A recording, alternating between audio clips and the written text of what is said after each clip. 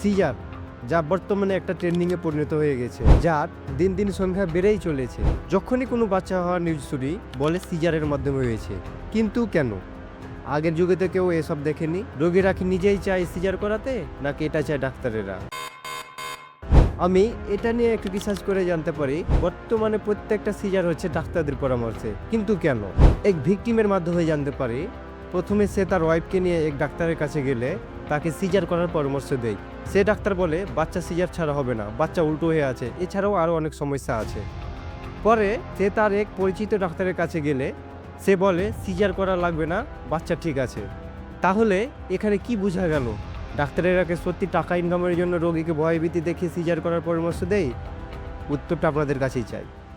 এবার চলুন রোগী দেখে নিয়ে কিছু তথ্য তুলে ধরি। যদি কোনো ডাক্তারকে আপনার সিরিয়াল দেয়া থাকে তাহলে দেখবেন রোগী দেখা বাদে তারা দেখবে আগে ওষুধ কোম্পানির লোকদের। এছাড়াও আমি নিজেই এক ডাক্তারের কাছে গেলে দেখি ইউটিউবে ফানি ভিডিও দেখছে আর আমাকে ওষুধ লিখে দিচ্ছে। ডাক্তারটির নাম আর বললাম না। এছাড়াও খেয়াল করে দেখেছি এরা প্রয়োজনের পাশাপাশি হাজার হাজার টাকার আরও কিছু অপ্রয়োজনীয় টেস্ট দিয়েই থাকে, কারণ সেই টেস্টের টাকা থেকে ডাক্তারেরা 20 থেকে 40% কমিশন পায়। এছাড়াও দেখেছি প্রেসক্রিপশানে এরা লিখে দিবে সব দামি দামি ওষুধ, আর তাদের হাতের বাজে লেখার কথা আর কি বলবো। এক ইন্টারন্যাশনাল তথ্য থেকে উঠে এসেছে ডাক্তারদের এই হাতের বাজে লেখার জন্য বছরে প্রায় 7,000 রোগী মারা যায় সারা বিশ্বে।